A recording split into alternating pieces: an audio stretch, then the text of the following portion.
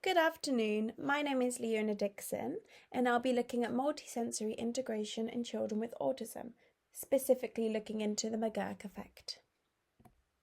What is the McGurk effect? It's an example of multisensory integration, which is combining information from different senses, for example sound and light, to create a unique perception of the world. This type of multisensory integration is specifically an audiovisual speech phenomenon, showing how important vision is in speech perception, as it can change what we hear. This phenomenon occurs when incongruent audio and visual stimuli are paired, leading to a fused perception where both stimuli are integrated. For example, as we can see on the image, we hear the word ba and we see a face saying ga, which could lead us to interpret da. So why is it important? Firstly, it helps researchers understand how the senses can merge to help speech perception.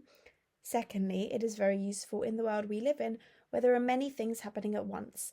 For example, in a noisy classroom, you may not be able to hear exactly what the teacher is saying, but you can still make up what they are saying due to lip reading. When specifically looking at children, the McGurk effect is very useful in understanding how they learn speech perception, where their ability to integrate senses develops over time. However, for the McGurk effect to be seen to work properly, the individual senses should be both contributing to the same extent.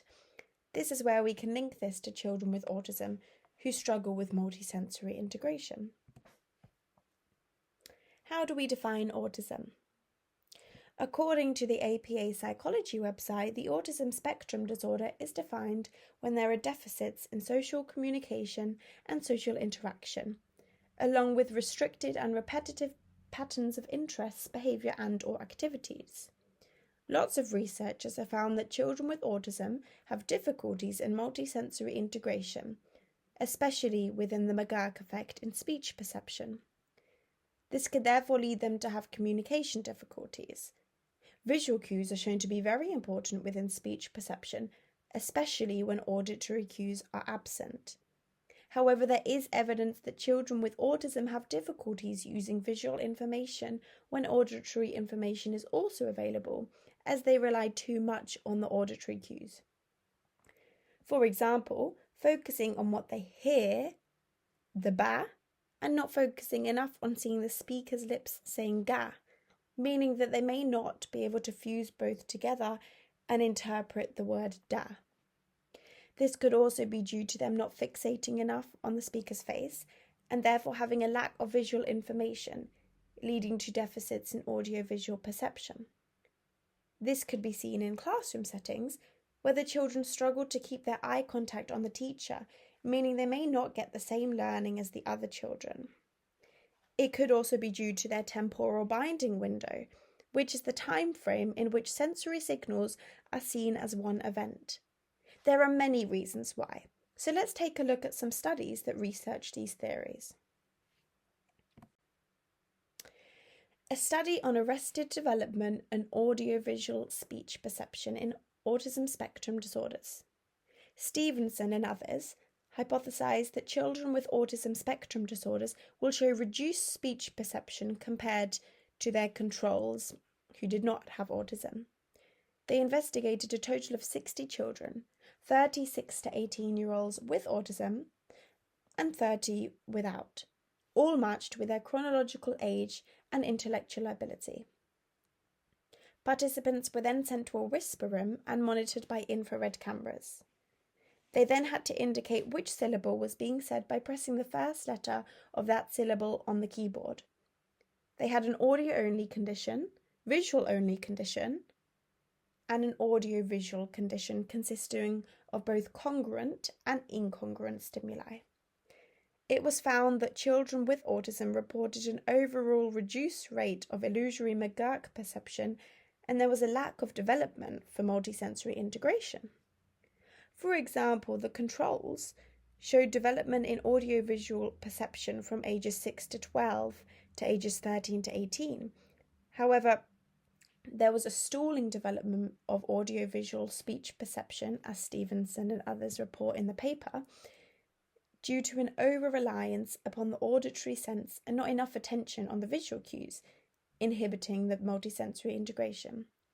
As we can see on the graph, the fused word da was seen to become higher the older participants without autism were. However, for children with autism, this fused perception did not change, showing there wasn't much development in their multisensory integration. Let's take a look at the second study. Can children with autism spectrum disorders hear a speaking face?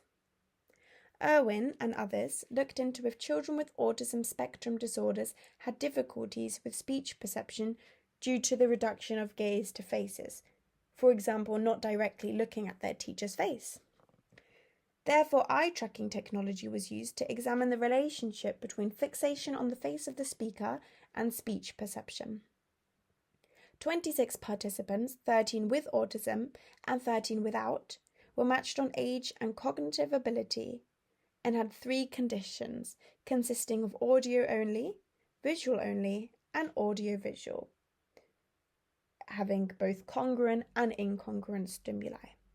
Similar findings were seen in other studies, where auditory information was seen more than visual, even when the participant's gaze was on the speaker's face. They also showed reduced levels of lip reading ability compared to children without autism, as they had less accurate scores in the visual-only condition. Eye tracking also helped to see that children with autism focused much less on the face and mouth especially. We could link this to why children with autism are seen to have communication difficulties with people. However, the study only focused on the trials where the child was fixated on the face, meaning it's not all due to the lack of fixation on the faces, as the same results were still seen.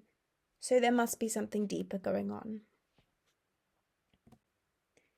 The last study we will look at will be a study by Wojnarowski and others, who looked more into the timing window where auditory and visual cues are integrated and whether it is different for children with autism. They studied 36 children ranging from 8 to 17 years old, split into 2 groups with and without autism, and were matched on age, gender distribution, and IQ.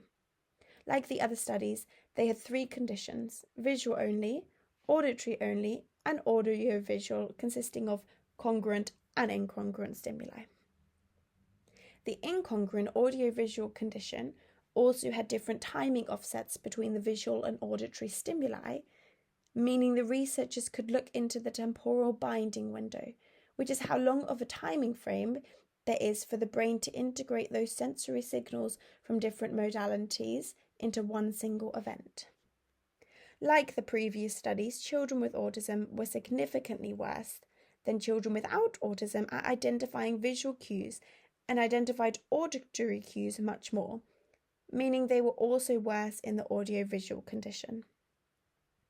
Looking at the temporal binding window, both groups had similar results when audio and visual cues were presented at the same time. However, when timing shifted, children with autism continued to integrate cues over a wider window of time. This means that their brain has a reduced ability to determine if the signals belong together, which could be why their speech perception is less accurate.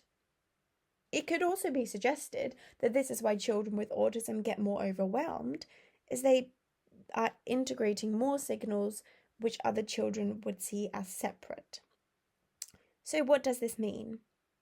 These findings show us that children with autism rely more on auditory over visual cues in speech perception, have reduced ability to integrate those cues, and also have a wider temporal binding window when fusing those cues, leading to less temporal precision. So let's evaluate these studies we've been looking at. All 3 of these studies are very controlled and used a well-established paradigm, which is the McGurk effect, and they all also use a control group as well as children on the autism spectrum disorder, meaning they have high internal validity because the group differences can be attributed to the autism spectrum disorder, especially since the participants were also matched on various factors such as age and IQ, meaning there are less individual differences between the groups. However, these studies did use quite small samples, meaning we are less able to generalise these findings to the wider population, and researchers could overestimate or even underestimate effects. Specifically in Irwin and others' study, there was a limited range of stimuli, as the study focused on particular speech sounds and not on everyday speech, which means results may be different in real-world situations. Irwin's study also only looked at children at one point in time, as it was a cross-sectional study, meaning it didn't look at how children developed, as evidence shows that children with autism's multisensory integration does develop over time. For example, in Stevenson's study, it was predicted that speech perception does develop over time, but not as much as for children without autism. It was inferred they have arrested development. The sample also included children of a range of ages, meaning that their development could be compared between groups. However, this study was still cross-sectional and not longitudinal, and the development was not directly observed, it was just inferred. Finally, the study by Wojnarowski et al. Looked more deeply into why children with autism have difficulties with speech perception by looking into their temporal binding window, and saw it was wider for children with autism compared to children without, which provides us with more insight into the mechanisms behind reduced multisensory integration. Overall, these studies concluded the same results, that children with autism rely more on auditory stimuli over visual stimuli, and that is why they have struggles with speech perception, making this theory very strong with lots of direct evidence leading to it. Practical applications. Following what we have found for speech perception in children with autism, we can start addressing how to approach this in the real world. Firstly, we know that children with autism respond much less to visual cues compared to other children. Therefore, we can maximise auditory cues more so they can get the same level of understanding in lessons as children without autism. For example, reducing noise in classroom settings. This may be making sure the room is quiet when working, or changing lesson plans to follow quieter structures.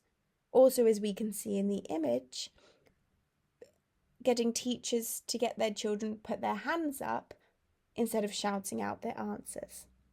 Teachers can also make visual information clearer. For example, having less visual distraction so children with autism have only one visual stimulus to concentrate on, or making sure the teacher can be seen well when explaining something. This can make the visual cues stronger for children, meaning they could focus on them more.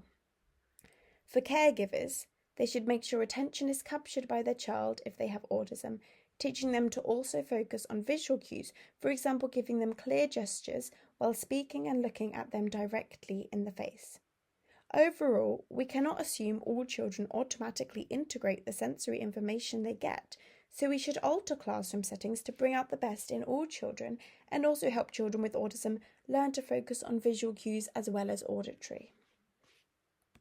So let's conclude. Overall, we can use the McGurk effect to show us differences in how children learn.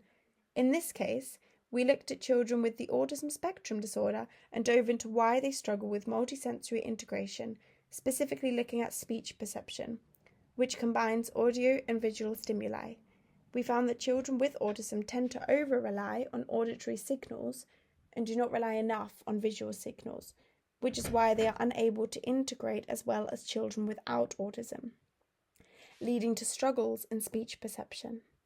We found that multisensory integration does still develop over time, but it was inferred that children with autism have an arrested development. Another explanation for lack of multisensory integration was that the temporal binding window was wider for children with autism, leading to less precise speech perception. Using this information, education settings and parents can become much more aware of what suits their child best and how to go about it. Thank you so much for listening, and I hope you have a lovely afternoon. Here are my references if you would like to research more on the studies we've mentioned. Goodbye.